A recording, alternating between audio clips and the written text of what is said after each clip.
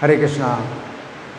तो आप लोगों को पता होना चाहिए कि ये समय बहुत ही पवित्र है कि पुरुषोत्तम अधिक मास का समय चल रहा है और इस महीने का जो महात्म्य है वो बहुत ही विस्तृत आता है कि बृहन नारदी पुराण के अंदर बहुत विस्तृत है महात्म्य। तो इस महात्म्य एक घटना है जिसको कि हमने पहले भी सुनाया और अभी भी सुना रहे हैं। तो कुछ बातें हैं संक्षेप में सुना रहा हूँ और कुछ बातें मैं जो है पढ़ करके सुनाऊँगा, पाठ करके सुनाऊँगा। तो इसमें बड़ी सुंदर कथा आती है। एक राजा हैं दृढ़धनवा। क्या नाम है उनका? दृढ़धनवा। दृढ़धनवा नाम के राजा हैं जो कि है देश के राजा थे और उनको बहुत सुंदर साम्राज्य प्राप्त हुआ और पतिव्रता रानी प्राप्त हुई और उनको जो है विपुल संपत्ति प्राप्त हुई। उनके पास सब प्रकार की शक्तियाँ, सब प्रकार की सुविधाएँ, राजा के रूप में उनको सब कुछ प्राप्त हो रहा है।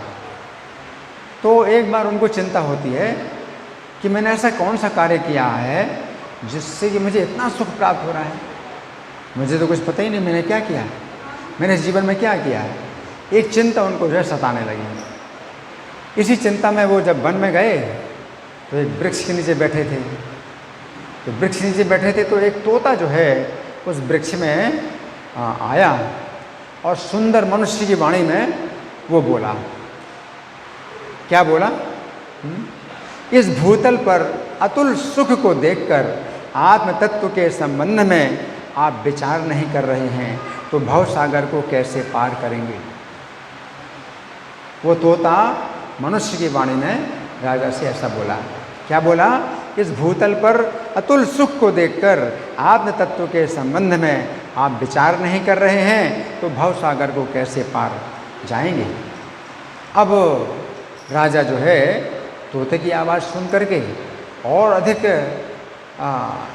चिंतित हो गए कि तोते ने क्या कहा। और इसी अवस्था में वो अपने महल में आए और अब जो है वो इसी चिंता में कि तोते ने क्या रहस्य की बात बताई है। इसी में जो है वो जो है आप किसी से बात नहीं करते हैं, मंत्री से बात नहीं करते हैं, सेनापति से बात नहीं करते हैं, घर में भोजन नहीं करते हैं और उनकी जो पत्नी है गुण सुंदरी, सब प्रकार के गुणों से जो है संपन्न है स्त्री, तो वो भी पूछते हैं तो उसको भी नहीं कुछ बताते हैं। तो बहुत जो है वो चिंता में डूबे रहते हैं। और इसी समय इनके महल में वाल्मीकि मुनि आते हैं।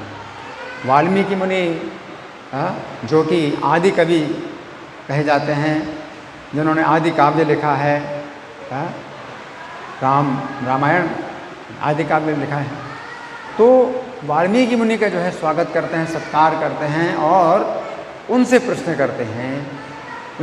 करते हैं कि तोते ने मुझे कुछ ऐसी बात बोली है जो कि मुझे समझ में नहीं आ रही है और मैं समझना चाहता हूँ कि उसने क्या बोला है। तो वाल्मीकि मुनि ने उस समय इनके पिछले जन्म के विषय में ध्यान किया और फिर वाल्मीकि मुनि कहते हैं कि राजन आप अपने पूर्व जन्म की घटना सुनिए। आपका जो है पूर्व जन्म में क्या चरित्र था वो मैं आपको बताता हूँ। तो वाल्मीकि मुनि कहते हैं कि पिछले जन्म में आप ताम्रपर्णी नदी के तट पर रहते थे, सुदेव शर्मा नाम के ब्राह्मण थे। इस समय तो आप दृढ़धनवा नाम के राजा हैं, लेकिन पिछले जन्म में आप सुदेव शर्मा नाम के ब्राह्मण थे, ताम्रपर्णी नदी के तट पर रहते थे। आपकी पत्नी का नाम गौतमी था और वो बहुत पतिव्रता और बहुत सुंदरी थी। तो आपने अपनी पत्नी से विचार किया कि पुत्र के बिना तो जीवन बेकार है। तो आपकी पत्नी ने कहा कि अगर ऐसी बात है तो भगवान विष्णु की आराधना करिए, आपको पुत्र प्राप्त होगा, आपको पुत्र मिल जाएगा। तो दोनों ने मिल करके जो ये ब्राह्मण थे, क्या नाम था ब्राह्मण का? सुदेव ब्राह्मण थे और गौतमी पत्नी, दोनों ने मिलकर के 4000 साल तक भगवान विष्णु की आराधना की, तपस्या की। और भगवान विष्णु उस समय गरुड़ पर बैठ करके आए और ब्राह्मण सुदेव शर्मा ने उनकी स्तुति की, नमस्कार किया और एक सदाचारी पुत्र मांगा। तो भगवान बोले कि हे ब्राह्मण, तुम्हारे तो भाग्य में 7 जन्मों तक पुत्र नहीं है। तो फिर सुदेव शर्मा बड़े दुखी हो गए, भगवान के सामने ही वो गिर गए, मूर्छित हो गए। और पत्नी बोली कि हाँ स्वामी, यदि हरि भजन से ज़्यादा बलवान भाग्य बल है तो ठीक है, भाग्य बल के आधार पर ही आप रहिए। तो गरुड़ जी को बड़ा दुख हुआ। गरुड़ जी बोले कि हे प्रभु, आप जो है अगर ऐसा कहेंगे कि भाग्य का बल ज़्यादा श्रेष्ठ है तो आपकी भक्ति फिर कौन करेगा? आपकी भक्ति तो जो है भाग्य को बदलती है, कर्म को बदलती है ना। तो आप जो है इनको पुत्र क्यों नहीं दे रहे हैं? इनको पुत्र पाने की इच्छा है। तो भगवान गरुड़ जी से कहते हैं, गरुड़ जी मेरी आज्ञा से आप इनको पुत्र दे दो। तो गरुड़ जी बड़े प्रसन्न हुए। गरुड़ जी बोले कि हे ब्राह्मण, भगवान ने तो कहा है कि आपके भाग्य में पुत्र नहीं है, उनकी आज्ञा से मैं आपको एक पुत्र दे रहा हूँ, लेकिन इस पुत्र के द्वारा आपको सुख भी प्राप्त होगा और दुख भी प्राप्त होगा। तो इस प्रकार से गरुड़ जी जो है इनको पुत्र होने का वरदान देकर के चले गए। भगवान चले गए और समय आने पर एक पुत्र प्राप्त हुआ, बहुत सुंदर, बहुत गुणवान पुत्र प्राप्त हुआ। उसका नाम रखा सुखदेव। और सुखदेव जो बालक था वो अपने अध्ययन के समय गुरु को बहुत प्रसन्न करता था और अपने खेलों के द्वारा माता पिता को प्रसन्न करता था और अपने मित्रों को प्रसन्न करता था। तो एक दिन देवल मुनि आए इनके आश्रम में। किसके आश्रम में? सुदेव शर्मा के आश्रम में देवल मुनि आए। देवल मुनि ने देखा बालक बहुत जो है सुंदर है, सदाचारी है और बड़ी उन्होंने प्रशंसा की, आप बड़े भाग्यशाली हैं कि आपको इतना अच्छा पुत्र प्राप्त हुआ। लेकिन एक दोष है इसमें, वो ये है कि 12 साल की अवस्था में ये पानी में डूब करके मर जाएगा। अब सुदेव शर्मा बड़े चिंतित हो गए। पत्नी बोली कि प्रभु, इसमें अगर कुछ उपाय नहीं है तो फिर आप इसके लिए शोक ना करिए, जैसा होना होगा वैसा होगा। आप जो है वैसे ही रहिए जैसे सामान्य होना चाहिए। तो अब ये बच्चा जो है 12 साल का हो गया और जिस दिन इसकी मृत्यु होनी थी तो उस दिन ये जो सुदेव शर्मा ब्राह्मण वन में गए और कुछ पूजा की सामग्री लाने गए और ये जो बालक था वो अपने घर के पास जो बावली है उसी में जो है स्नान कर रहा था और अपने साथियों के साथ खेल रहा था। और खेलते खेलते इस बालक ने जो है गहरी डुबकी लगाई पानी में अपने साथियों को चिंतित करने के लिए। लेकिन जितनी गहराई में चला गया वो, तो उतनी गहराई से जब ऊपर तक आया तो उसका शरीर छूट गया। उसका शरीर छूट गया। अब मृत शरीर जो है उसका पानी में तैरने लगा। तब तक सुदेव शर्मा ब्राह्मण आ गए और पत्नी गौतमी आ गई।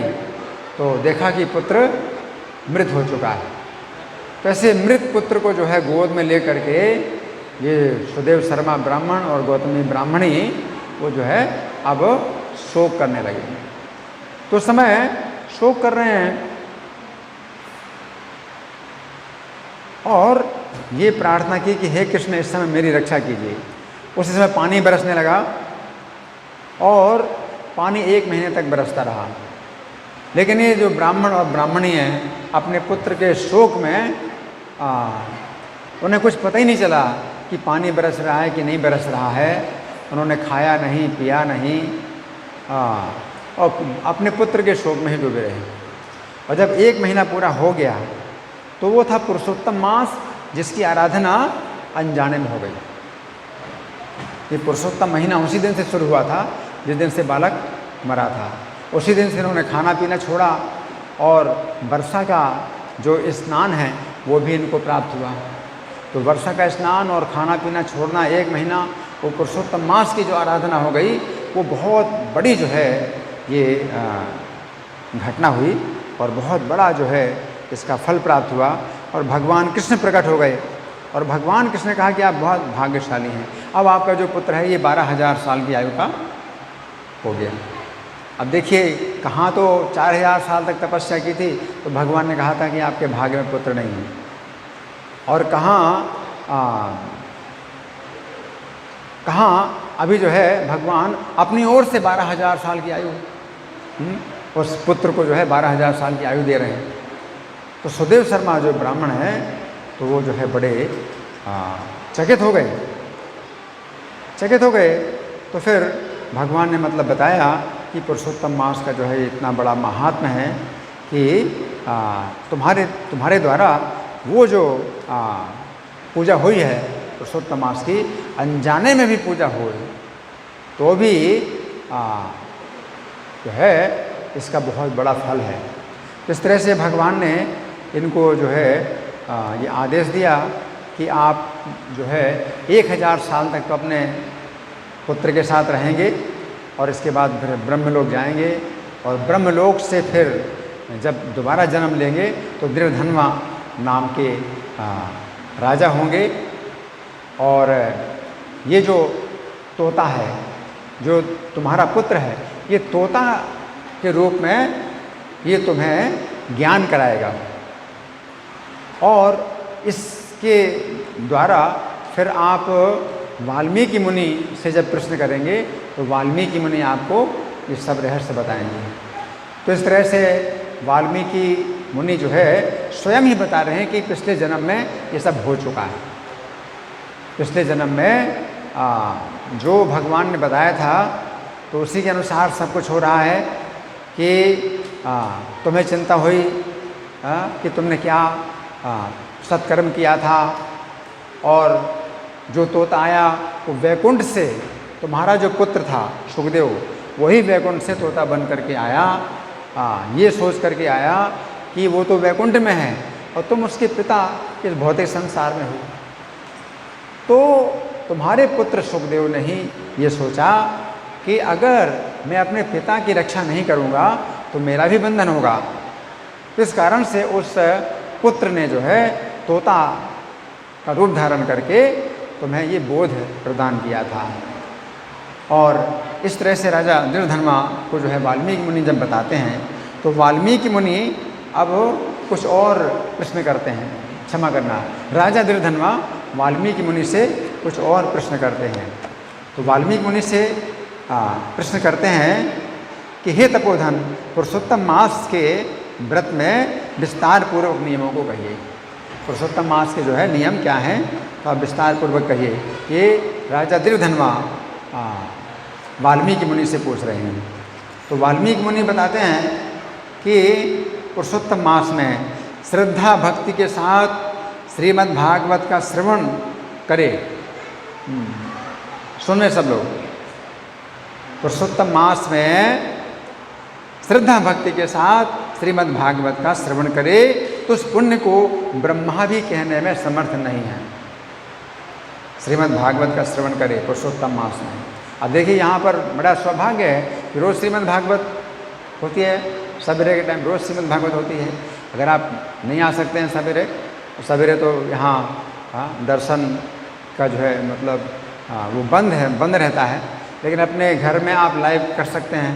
तो इसको उनके किसी भी मंदिर का तो श्रीमद् भागवत का जो है लाइव आप जो है चालू कर सकते हैं और श्रीमद् भागवत आप सुन सकते हैं। तो पुरुषोत्तम मास का जो है इसमें बहुत बड़ा लाभ है कि श्रद्धा भक्ति के साथ श्रीमद् भागवत का श्रवण करे तो उस पुण्य को ब्रह्मा भी कहने में समर्थ नहीं है। श्रीमद् भागवतम भक्त्या श्रोतव्यम पुरुषोत्तमे तत्पुण्यम वचसा वक्तुम विधातापि न शक्नुयात्। श्री पुरुषोत्तम मास में व्रती को देखकर जो व्रत करता है, सुनिए बड़े ध्यान से, पुरुषोत्तम मास का जो व्रत करने वाला है उसको देखकर यमदूत उसी प्रकार भागते हैं। यमदूत कैसे भागते हैं देख करके? पुरुषोत्तम मास का जो व्रत करता है उसको देख करके यमदूत कैसे भागते हैं? जिस प्रकार सिंह को देखकर हाथी भाग जाते हैं। सिंह को देखकर हाथी भाग जाते हैं। हाथी बड़े बड़े होते हैं और एक शेर होता है, एक शेर को देख के सब हाथी भागे। एक पुरुषोत्तम मास का जो व्रत करने वाला व्यक्ति है उसको देख करके यमदूत उसी प्रकार भागते हैं। यथोक्त वृतिनम दृष्ट्वा मासे श्री पुरुषोत्तमे यमदूता पलायन्ते सिंहम दृष्ट्वा यथा गजा। और वाल्मीकि मुनि बता रहे हैं पुरुषोत्तम मास की महिमा को। हे महाराज, ये पुरुषोत्तम मास का व्रत 100 यज्ञों को करने से भी श्रेष्ठ है। इसका जो व्रत है 100 यज्ञों को करने से भी श्रेष्ठ है, क्योंकि यज्ञ करने से स्वर्ग की प्राप्ति होती है और पुरुषोत्तम मास का व्रत करने से गोलोक की प्राप्ति होती है। हरि बोल। हैं तो कहाँ 100 यज्ञ भी कुछ नहीं है। 100 यज्ञों करने से भी क्या होगा? स्वर्ग ही तो प्राप्त होगा। और पुरुषोत्तम मास का व्रत करने से गोलोक की प्राप्ति होगी।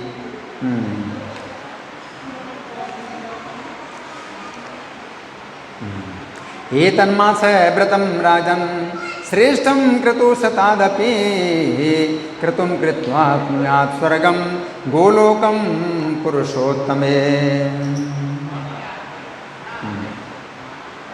जो व्यक्ति पुरुषोत्तम मास का व्रत करते हैं, सुनिए बड़े ध्यान से, जो व्रती पुरुषोत्तम मास का व्रत करते हैं उनके शरीर में समस्त तीर्थ, समस्त क्षेत्र और समस्त देवता वास करते हैं। क्या समझे? उनके शरीर में ही रहते हैं। उनके शरीर में ही समस्त तीर्थ, समस्त क्षेत्र और समस्त देवता वास करते हैं। पृथिव्यां यानि तीर्थानि क्षेत्राणि सर्वदेवता तद्देहे तानि तिष्ठन्ति यः कुर्यात् पुरुषोत्तमम्। पृथ्वी में जितने भी तीर्थ, संपूर्ण पृथ्वी में जितने भी तीर्थ हैं वो उसके शरीर में हैं।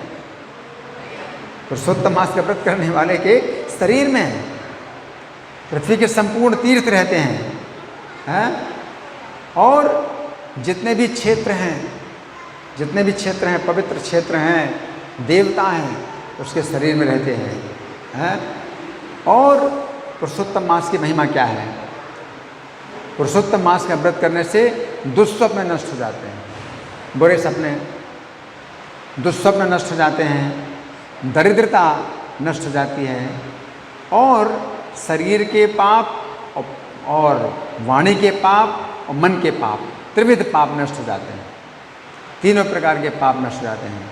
शरीर के पाप हों, वाणी के पाप हों या मन के पाप हों, तीनों प्रकार के पाप नष्ट हो जाते हैं। दुःस्वप्नं चैव दारिद्र्यं दुष्कृतं त्रिविधं च तत्सर्वं विलयं याति कृते श्री पुरुषोत्तमे। पुरुषोत्तम भगवान की प्रसन्नता के लिए इंद्र आदि देवता लोग पुरुषोत्तम मास के व्रत में तत्पर भक्तों की विघ्नों से रक्षा करते हैं। भगवान की आज्ञा, भगवान ने आज्ञा दी है कि इंद्र आदि जितने देवता हैं वे रक्षा करेंगे। किसकी रक्षा करेंगे?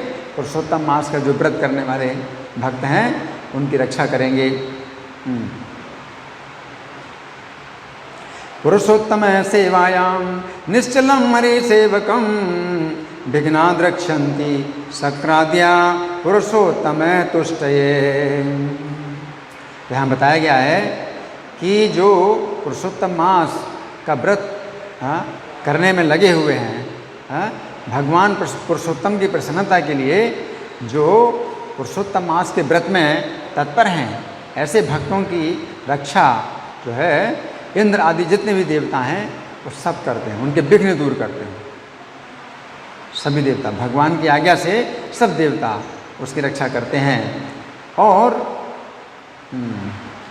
हे राजन, पुरुषोत्तम मास का व्रत करने वाले लोग जहाँ जहाँ निवास करते हैं, कहीं भी निवास करें, पुरुषोत्तम मास का व्रत करने वाले लोग जहाँ जहाँ निवास करते हैं वहाँ उनके सामने भूत प्रेत पिशाच नहीं रह सकते। भूत प्रेत पिशाच उनके सामने नहीं रह सकते, कहीं भी जाए। पुरुषोत्तम मास का व्रत करने वाले जो भक्त हैं जहाँ कहीं भी निवास करेंगे, उन्हें कोई बंधन नहीं है, जहाँ चाहे वहाँ निवास करें, उनके सामने भूत प्रेत पिशाच आदि नहीं रह सकते हैं। पुरुषोत्तमस्य व्रतिनो यत्र यत्र वसन्ति चाम भूत प्रेत पिशाचाद्या न तिष्ठन्ति तदंग्रतः। हे राजन, इस प्रकार विधि पूर्वक जो व्यक्ति पुरुषोत्तम मास का व्रत करेंगे तो उस मास के व्रत के फलों का सम्यक रूप से वर्णन करने में स्वयं शेष नाग भी समर्थ नहीं है। शेष जी वर्णन नहीं कर सकते हैं। इतना जो है इसका फल, इतना फल है। विधि पूर्वक जो पुरुषोत्तम मास का व्रत करेंगे तो उस के फल का पूर्ण वर्णन करने में स्वयं शेषनाग भी समर्थ नहीं है। एवं यो विधिना राजन कुर्यात् श्री पुरुषोत्तमं शास्त्रवदनो नालम तत्फलम वक्तुमंजसा। तो भगवान नारायण कहते हैं, नारद जी से कहते हैं, ये कथा भगवान नारायण मुनि नारद जी को सुना रहे हैं बदरिकाश्रम में।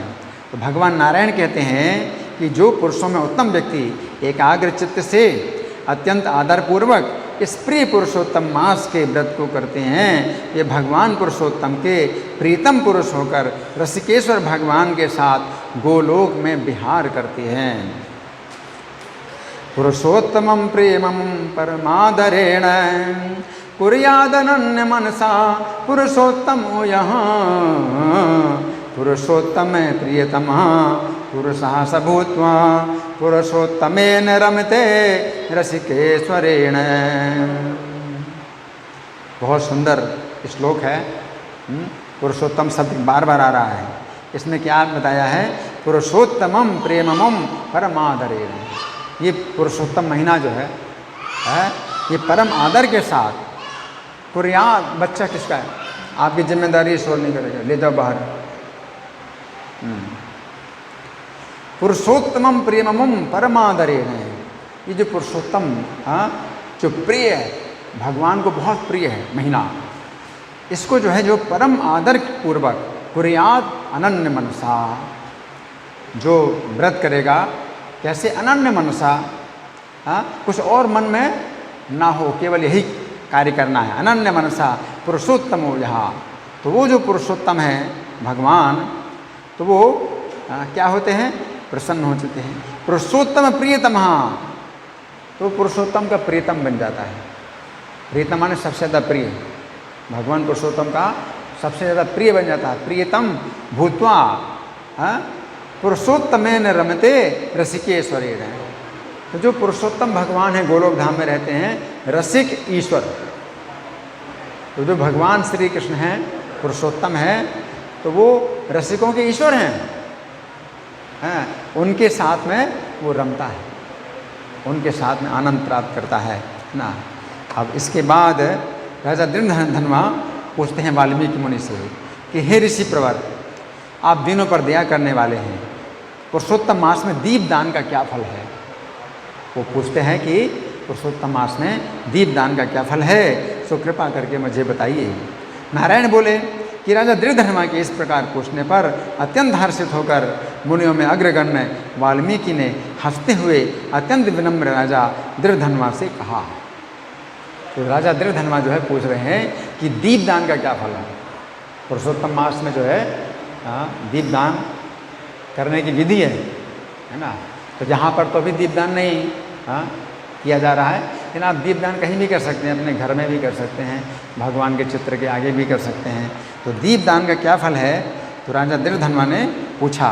तो वाल्मीकि मुनि बोले कि हे राजन, पापों का नाश करने वाले एक उपाख्यान को सुनिए। दीपदान का क्या फल होता है? इस संबंध में कथा वाल्मीकि मुनि कहते हैं कि आप एक कथा सुनिए इस संबंध में, दीपदान का जिसमें फल है।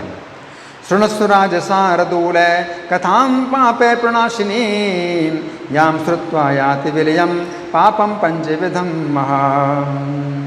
इस कथा को सुनने से बड़े बड़े पाप नष्ट हो जाते हैं। तो सौभाग्य नगर में चित्रबाहु नाम से एक विख्यात राजा थे। क्या नगर है? सौभाग्य नगर। नगर का नाम क्या है? सौभाग्य नगर। और वहाँ पर राजा थे चित्रबाहु।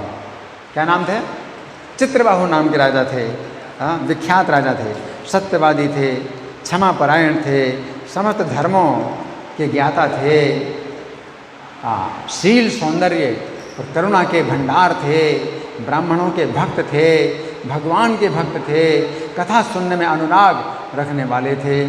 सहिष्णु सर्वधर्मज्ञ शील रूपे दयान्वितः ब्रह्मण्यो भगवद भक्तः कथा श्रवण तत्परः। निरंतर अपनी रानी से प्रेम करने वाले और पशु पुत्रों से भरे पूरे चतुरंगिनी सेना से युक्त और कुबेर के समान समृद्ध थे। सुदार निरता सस्वं पशुपुत्र समन्वितः चतुरंग बलोपेतः समृद्ध्या धनदोपमः। उनकी रानी का नाम था चंद्रकला। पतिव्रता थी, सौभाग्यशालिनी थी और भगवान की भक्ति करने वाली थी। तस्य भार्या चंद्रकला चतुष्षष्टि कलान्विता पतिव्रता महाभागा भगवत भक्ति संयुता। उसके साथ राजा चित्रबाहु पृथ्वी का भोग करने लगे। श्री कृष्ण के अतिरिक्त वे किसी दूसरे देवता को नहीं जानते थे। देखो कैसे राजा, श्री कृष्ण के अतिरिक्त वे किसी दूसरे देवता को नहीं जानते थे। तया सह महीपालो बुभुजे में दिन युवा बिना श्री कृष्ण देवम सा नैव जानाति दैवतम। तो एक दिन की बात है कि महाराज चित्रबाहु ने दूर से ही आए हुए मुनिराज अगस्त को देखा। किसको देखा? मुनिराज अगस्त। पृथ्वी पर दंडवत प्रणाम करके विधिवत पूजा की और भक्ति भाव के साथ आसन प्रदान कर मुनिवर के सामने बैठ गए। विनय से नम्र होकर ऋषि से बोले। राजा ने कहा, आज मेरा जन्म लेना सफल हुआ, आज मेरा दिन सफल हुआ, आज मेरा राज्य सफल हुआ, आज मेरा महल सफल हुआ, जो आप जैसे श्री कृष्ण की आराधना करने वाले मेरे भवन में पधारे। अद्य में सफलम जन्म यद्य में सफलम दिनम अद्य में सफलम राज्यम अद्य में सफलम गृहम यस्तम समागतो यद्य गृहे श्री कृष्ण सेवकान् मुक्तो हम पाप संगातान् यत्त्वया हम निरीक्षितः। तो आपकी दृष्टि से, आपकी दृष्टि से मैं पापों से मुक्त हो गया हूँ। मैंने आपको हाथी घोड़े रथ पैदल सेना सहित पूरा राज्य समर्पित कर दिया है। राजा बोले अगस्त मुनि से, मैंने आपको अपना पूरा राज्य समर्पित कर दिया है। हे मुनि श्रेष्ठ, आप वैष्णव हैं, आपके लिए कोई भी वस्तु अदेय नहीं है। वैष्णव को बहुत थोड़ा सा दिया हुआ भी मेरु पर्वत के समान विशाल हो जाता है। अगर वैष्णव को थोड़ा सा भी दो तो मेरु पर्वत के बराबर विशाल हो जाता है। जो व्यक्ति एक कौड़ी के बराबर साग अथवा बढ़िया अन्न जिस दिन वैष्णव ब्राह्मण को दान नहीं देते हैं, वो दिन उनका व्यर्थ चला जाता है। ऐसा वेदों का कथन है। जो ब्राह्मण विष्णु भक्त हों वे सभी पूज्य हैं।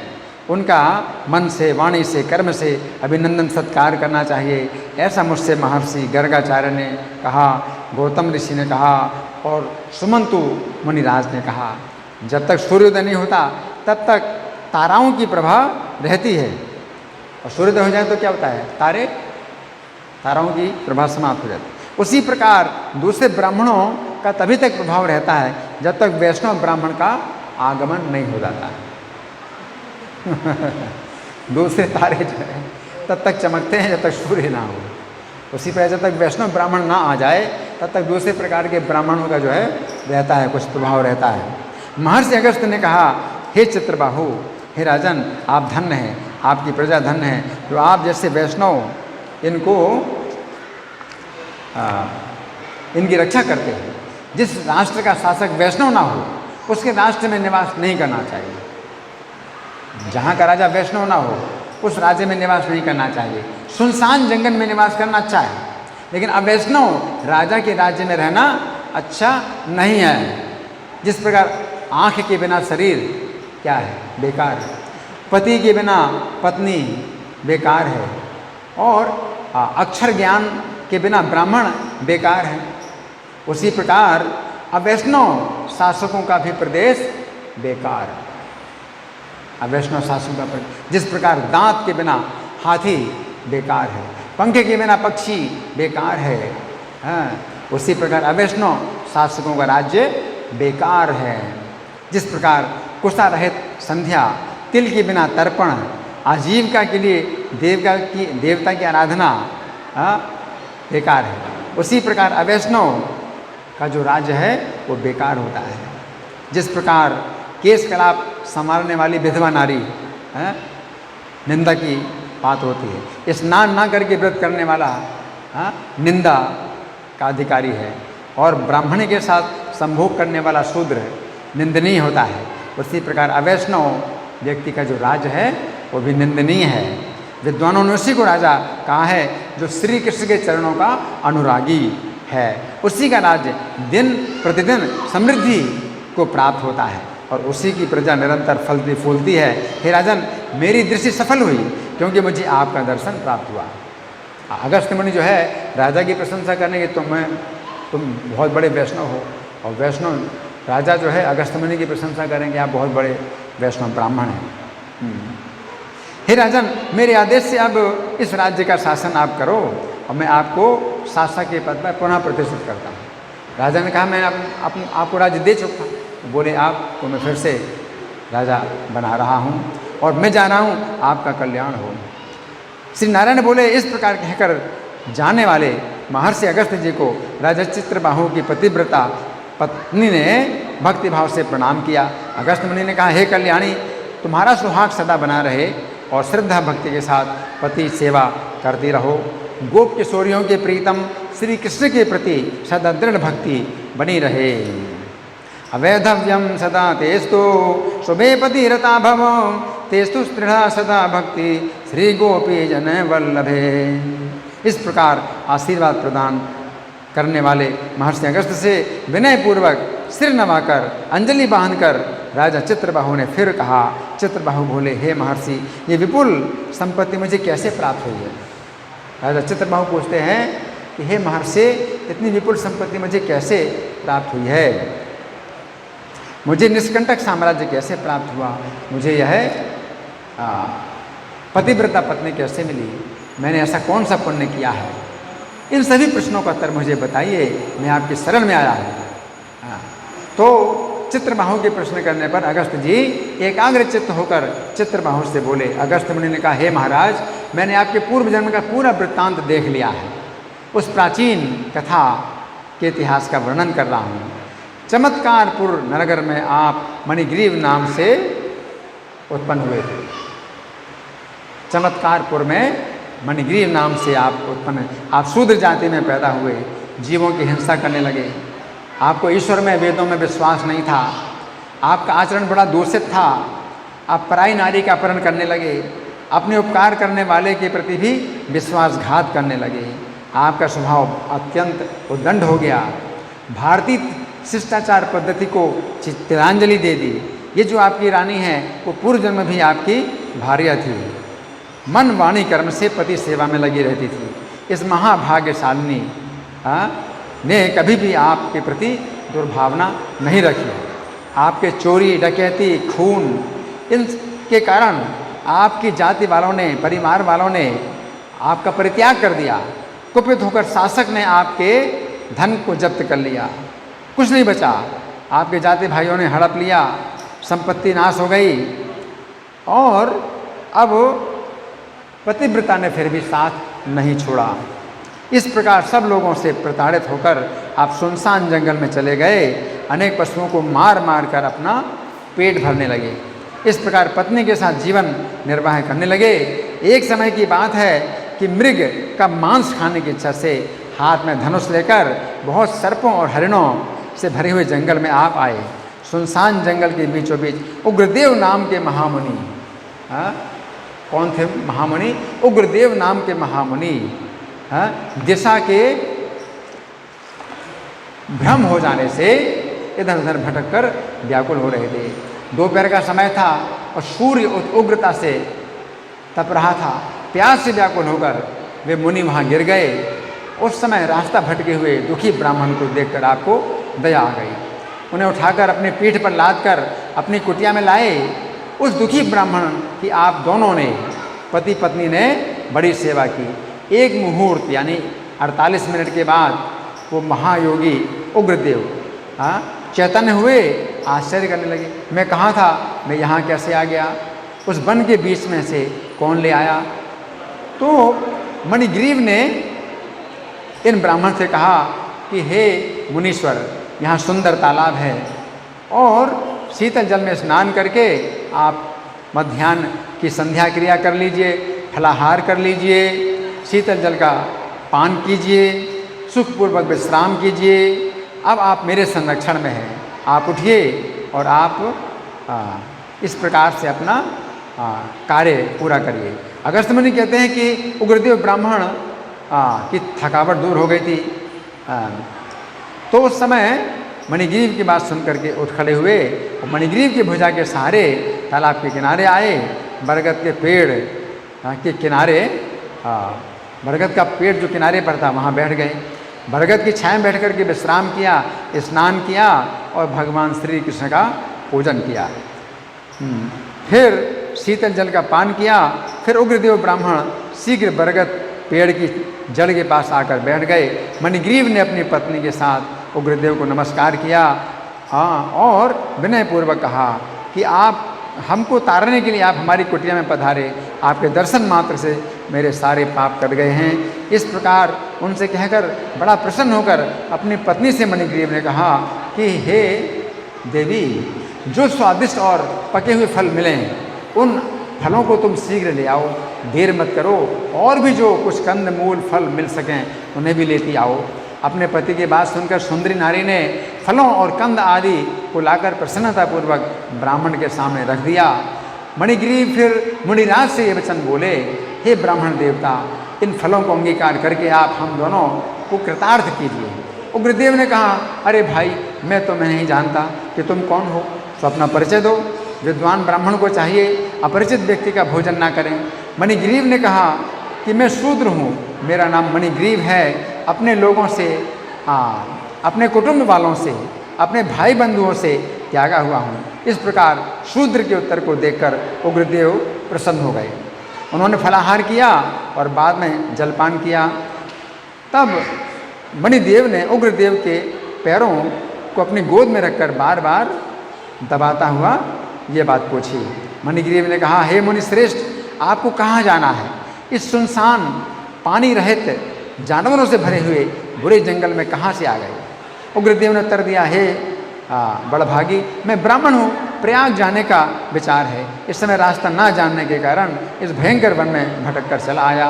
उस जगह थकावट, प्यास की बेचैनी के कारण मरणासन्न हो गया। तब तुमने मुझे जीवन दान दिया, अब बोलो मैं तुम्हें क्या दूँ?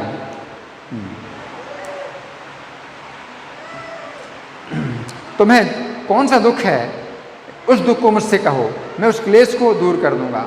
महर्षि अगस्त्य कहते हैं कि उग्रदेव ब्राह्मण के इस प्रकार कहने पर अपनी पत्नी के सामने ही उग्रदेव का विनयपूर्वक उसने जो है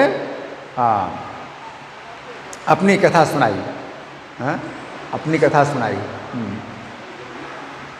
मणिग्रीव ने कहा कि मैं विद्वानों की आबादी से घिरे हुए चमत्कारपुर नगर में अपनी पत्नी के साथ निवास करता था।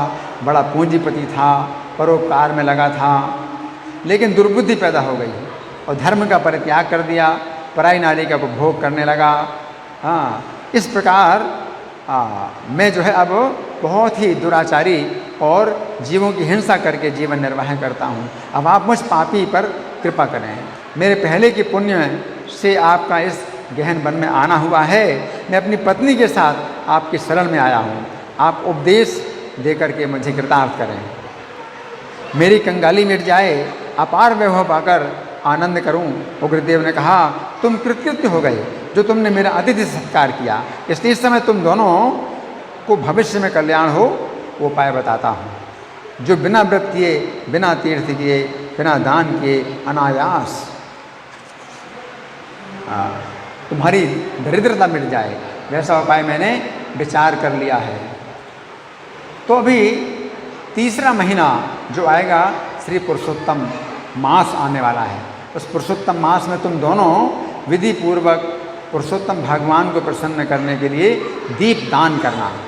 उस दीप दान से तुम्हारी दरिद्रता जड़ से साफ हो जाएगी। तिल के तेल से दीप दान करना चाहिए, यदि पैसा हो तो शुद्ध घी से दीप दान करना चाहिए। परंतु जंगल में रहते हुए तुम्हारे पास ना तो तेल है और ना घी है, तो तुम पुरुषोत्तम महीने भर अपनी पत्नी के साथ हिंगोट के तेल से दीपदान करते रहो। अपनी भार्या के साथ इस सरोवर में प्रतिदिन स्नान करो।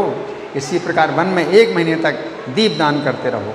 तुम्हारे अधिक सत्कार से प्रसन्न होकर मैंने ये उपदेश दिया है। विधि के बिना भी दीपदान करने से लक्ष्मी की अभिवृद्धि होती है। तो पुरुषोत्तम मास में दीपदान की 16वीं कला भी नहीं है, जो वेदों के द्वारा बताए गए हैं। जो अनुष्ठान वेदों में कहे हुए कर्म और अनेक प्रकार के दान पुरुषोत्तम मास में दीपदान की 16वीं कला की बराबरी भी नहीं कर सकते हैं। सब तीर्थ, सब शास्त्र पुरुषोत्तम मास के दीपदान की 16वीं कला को भी नहीं पा सकते हैं। तो वेदों का स्वाध्याय करना, गया श्राद्ध है, गोमती नदी के तट का सेवन करना, यह भी पुरुषोत्तम मास के दीपदान की 16वीं कला के भी बराबर नहीं है। हजारों सूर्य ग्रहण, चंद्र ग्रहण पुरुषोत्तम मास के दीपदान की 16वीं कला भी नहीं पा सकते। तो ये कितना मतलब फल है दीपदान का।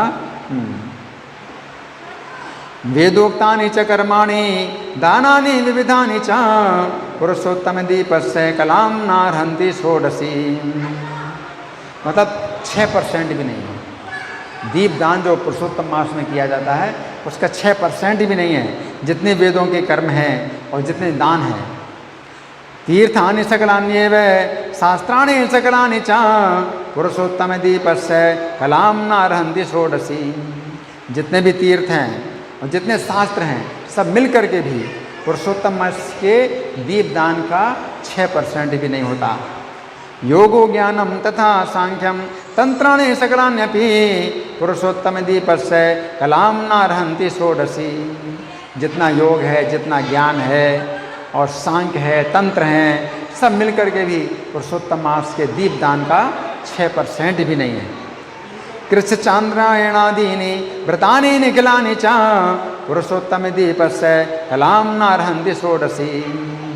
कृष्ण चांद्रायण व्रत है और भी जितने व्रत हैं सब मिलकर के भी दीपदान, पुरुषोत्तम मास के दीपदान का 6% भी नहीं होता। वेदाभ्यासो गया श्राद्धम गोमती तट से वनम पुरुषोत्तम दीपस्य कलाम नार्हन्ति षोडशी। जितना वेदाभ्यास है, गया का श्राद्ध है, गोमती तट में वास है, ये सब पुरुषोत्तम दीपदान के 6% के बराबर भी नहीं है। और आगे सहस्राणि व्यतीपात शतानि च पुरुषोत्तम दीपस्य कलाम नार्हन्ति षोडशी। और पूर्वादि क्षेत्र वर्याणि दंडकादि वनानि च पुरुषोत्तम दीपस्य कलाम नार्हन्ति षोडशी। तो जितने भी क्षेत्र हैं, बड़े बड़े क्षेत्र हैं और दंडक आदि वन हैं, तो सब मिल कर के भी पुरुषोत्तम के दीपदान के 6% भी नहीं है। एतम गुह्यतमं वत्स्य नाखेयं यस्य कस्यचिन् धन धान्य पशु व्रात पुत्र पौत्र यशस्करम। तो ये व्रत जो है सब हर व्यक्ति से कहने योग्य नहीं है। बंध्या नारी के बांझपन को दूर करने वाला है, महिलाओं को सुहाग देने वाला है और प्राणियों की समस्त अभिलाषाएं पूर्ति करने वाला है। यदि कुमारी कन्या करे तो सर्वगुण संपन्न पति प्राप्त होता है। पत्नी की कामना करे तो पति को सुशीला पतिव्रता नारी मिलती है। विद्या की कामना करने वाले को उच्च शिक्षा प्राप्त होती है।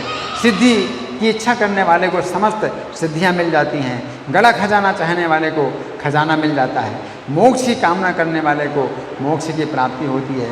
बिना विधि विधान के, बिना शास्त्र के जो व्यक्ति जिस किसी स्थल में दीपदान करते हैं तो उनकी सारी आकांक्षाएं पूरी होती हैं। जो व्यक्ति विधि पूर्वक दीपदान करते हैं तो फिर क्या पूछने की बात है।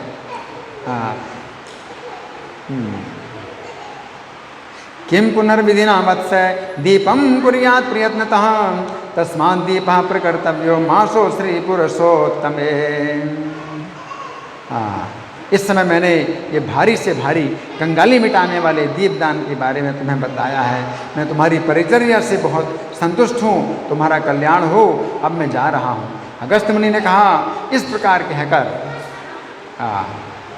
वे दो भुजाधारी मुरली धारण करने वाले श्री हरि भगवान का स्मरण करते हुए प्रयाग को चले गए। इत्युक्त्वा विप्रवर्योऽसौ प्रयागं संजगामः द्विभुजं मुरलीहस्तं मनसा श्री हरिं स्मरन्। वे दोनों युगल दंपति कुटी से उग्रदेव के पीछे जाकर उनके साथ कुछ मार्ग तक रहे।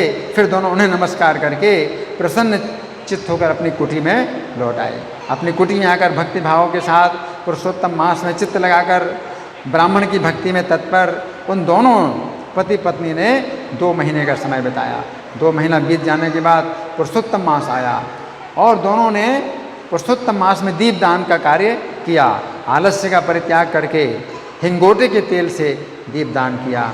इस प्रकार दीपदान करते हुए पुरुषोत्तम मास बीत गया। उग्रदेव मुनि की कृपा से उन दोनों का आंतरिक मल मिट गया। शुद्ध अंतःकरण होकर कुछ समय के बाद इंद्रपुरी को चले गए। वहाँ इंद्रलोक के सुखों का उपभोग करके पृथ्वी पर भारत खंड में द्विज वर्ण में जन्म लिया। पूर्व जन्म में मृग की हत्या करने वाला जो मणिग्रीव शूद्र था, वही आप इस जन्म में राजा वीरबाहु के पुत्र चित्रबाहु के नाम से प्रसिद्ध राजा हुए। तो पुरुषोत्तम मास में दीपदान किया तो उसी शरीर से इंद्र के भवन में चले गए। देखिए कितना आश्चर्य है कि शुद्ध अंतःकरण हो गया, अंतःकरण बिल्कुल शुद्ध हो गया और इंद्र के भवन में चले गए और इंद्रलोक के सुखों को भोग करके फिर आए हैं इस जन्म में। तो राजा चित्रबाहु के नाम से प्रसिद्ध राजा हुए हैं। ये जो चंद्रकला नाम की पटरानी है, ये पूर्व जन्म में सुंदरी नाम की तुम्हारी धर्म पत्नी थी। पतिव्रत धर्म के कारण ये आपकी अर्धांगिनी हुई, क्योंकि नारियां जो पतिव्रता होती हैं अपने पति के पुण्य का आधा भाग लेने वाली होती हैं। श्री पुरुषोत्तम मास में हिंगोट के तेल से दीपदान करने के कारण आपको ये निष्कंटक राज्य प्राप्त हुआ है। जो व्यक्ति पुरुषोत्तम मास में घी से अथवा तिल के तेल से अखंड दीपदान करते हैं तो फिर क्या पूछने की बात है। कृतेन दीपदानेन मासे श्री पुरुषोत्तमे इंगुदीजेन तैलेन तव राज्यम अकंटकम किं पुनः सर्पिषा दीपम तिलतैलेन वा पुनः यह करोति अखंडम मासे श्री पुरुषोत्तमे। पुरुषोत्तम मास में दीपदान का ये फल कहा है, इसमें रंच मात्र भी संशय नहीं है। जो उपवास आदि नियमों से श्री पुरुषोत्तम मास की आराधना करते हैं तो उनके संबंध में क्या कहने की बात है। पुरुषोत्तम दीपस्य फलमेतन्न संशय किं पुनश्चोपवासाद्य चरता पुरुषोत्तम।